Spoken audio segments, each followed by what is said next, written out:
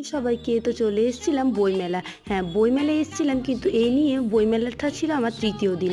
এই জন্য আমি আর বই মেলার মধ্যে ঢুকিনি। তো মেলার বাইরেটা একটু ঘুরে ঘুরে দেখছিলাম। তো প্রথমেই চোখে পড়েছিল এই ফুচকাটা। ফুচকাটা খেতে কিন্তু খুব সুন্দর ছিল।